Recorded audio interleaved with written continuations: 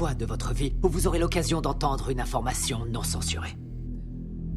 Ce que j'ai à vous dire est très important.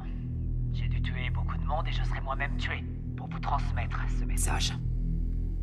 J'ai dû prendre la décision de faire passer votre intérêt avant ma propre vie. Je le fais d'abord pour vous. Pour que vous vous réveilliez et que vous changiez. Mais avant de vous dire ce que j'attends de vous, je vais vous donner les faits. Et ce sont vraiment les faits. La NSA enregistre tous les coups de fil, les emails, les textos sur la Terre, les gens comme Snowden ou Assange qui nous donnent les infos nécessaires pour protéger la démocratie sont traqués et persécutés par le gouvernement des États-Unis. Ce gouvernement a été fondé par les riches. Il aime maintenir le peuple dans le noir, dans l'ignorance, à un niveau intellectuel infantile. Il s'assure que le peuple est occupé à faire de l'argent pour survivre, qu'il s'occupe de sa famille, de sa maison, de son jardin, et ils veulent faire croire aux gens qu'ils sont libres, qu'ils ont le choix de faire ce qu'ils veulent. Mais ils ne peuvent pas. Les personnes qui vous représentent sont payées pour que vous restiez dans votre bêtise, dans votre petit monde bien fermé sur lui-même.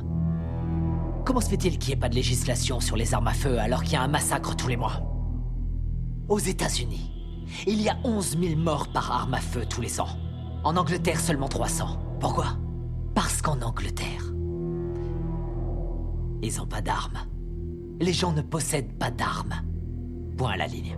Ce que j'ai fait par le passé et ce que je suis en train de faire n'est qu'une conséquence de l'absence de législation. On ne vérifie même pas les antécédents des clients pour savoir s'ils ont un passé criminel. Simplement parce que 50% des sénateurs sont payés par les marchands d'armes. Alors réveillez-vous. L'assurance maladie.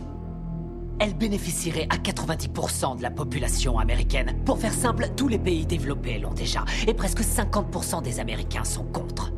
Parce que le lavage de cerveau médiatique fonctionne à merveille. La guerre en Irak était criminelle. Bush, Cheney et Rumsfeld ont menti aux Nations Unies et au reste du monde.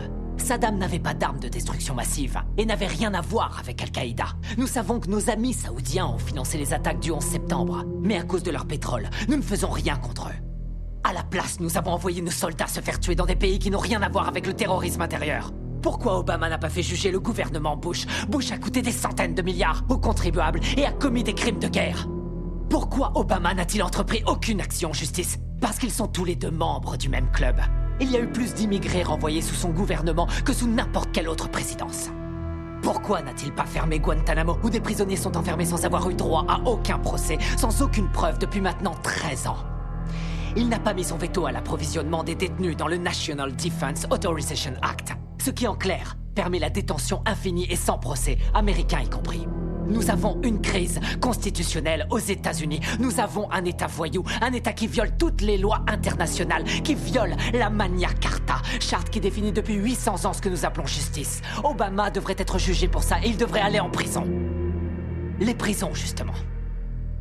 Aux États-Unis, nous sommes 5% de la population mondiale et nous avons 25% de la population carcérale mondiale. Les gens vont en prison pour 10 grammes de cocaïne. La moitié des prisonniers est enfermée pour détention de drogue et la très grande majorité est noire. Pourquoi cette situation absurde reste inchangée? Je vais vous le dire. Parce que Washington reçoit de l'argent du lobby des prisons pour que ça bouge pas. Pourquoi les pop stars, les célébrités, les courtiers, tous ces gens pleins de fric qui se gavent de coke et d'extase? Il a carrément raison. On devrait le prendre pour nos débats télévisés. Vous pensez que les Morgan, les Getty, les Vanderbilt, les Rockefeller et tous les autres mafiosos qui ont fondé l'Amérique font quelque chose de bien avec leur charité? Vous oubliez qu'ils ont volé leur argent, qu'ils n'auraient jamais dû être riches. Ce que j'attends de vous, je vais vous le dire maintenant. Ce que j'attends de vous, c'est que vous changiez le monde. Et ça ne se fera pas tout seul, ça ne se fera pas pacifiquement. Nous allons devoir tuer les riches. Sortez de chez vous. Prenez vos armes, allez faire sauter Washington. Partez à la chasse aux milliardaires, aux patrons de banque, aux PDG, aux ordures, aux menteurs, aux gouverneurs, aux lobbyistes, aux sénateurs. Tout ça, c'est du pareil au même. Il faut les pendre. Au premier arbre que vous trouverez, nous devons faire le ménage, tout rendre propre. Nous devons repartir du début. Nous devons détruire ce système, mais je ne peux pas le faire seul. J'ai besoin de votre aide, j'ai besoin de vous maintenant. Nous y arriverons en unissant. La Constitution est un mécanisme de contrôle pour les riches. L'ordre, c'est eux. Ils ont fait la Constitution pour protéger l'argent et les terres qu'ils ont volées. Les riches n'ont pas à craindre les lois et c'est partout dans le monde. Regarde les oligarques russes. Et les propriétaires allemands de l'industrie automobile, des chemins de fer, de l'industrie pharmaceutique, ils ont tous utilisé le travail des esclaves sous Hitler. Pas vrai?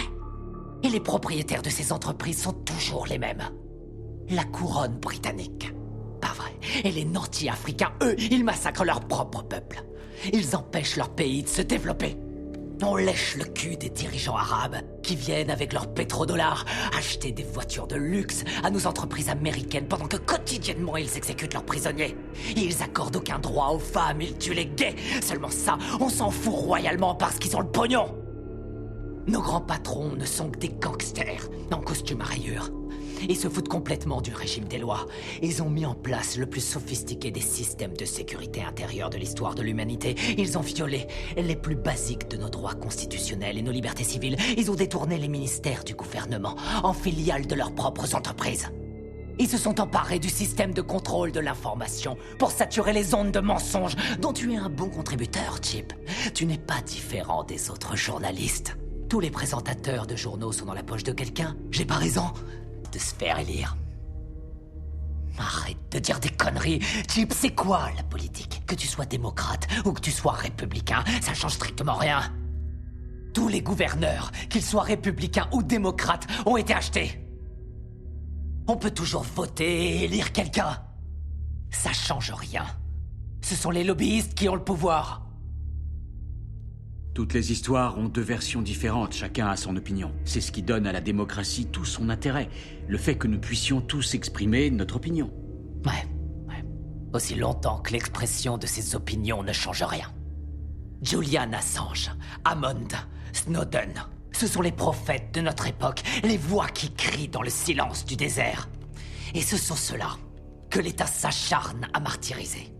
Notre démocratie est morte. On nous interdit de dire ce que nous pensons. À elle seule, cette interview devrait suffire à m'envoyer en prison sans jugement. Pour toujours, on va m'envoyer à Guantanamo. Ça sert plus à rien de s'exprimer. Et vous ne pensez pas pouvoir changer cet état de fait? Je peux pas. Je crois que c'est le seul moyen de faire avancer les choses. Attendre de vous, c'est que vous changiez le monde. Et ça se fera pas tout seul, ça se fera pas pacifiquement. Nous allons devoir tuer les riches. Sortez de chez vous. Prenez vos armes. Allez faire sauter Washington. Partez à la chasse aux milliardaires, aux patrons de banques, aux ordures, aux PDG, aux menteurs, aux gouverneurs, aux lobbyistes, aux sénateurs. Tout ça, c'est du pareil au même. Il faut les pendre. Au premier arbre que vous trouverez, nous devons faire le ménage, tout rendre propre. Nous devons repartir du début. Il nous faut une nouvelle chance. Mais je peux pas le faire seul. J'ai besoin de votre aide. J'ai besoin de vous maintenant. Je vous remercie par avance pour votre aide. Merci.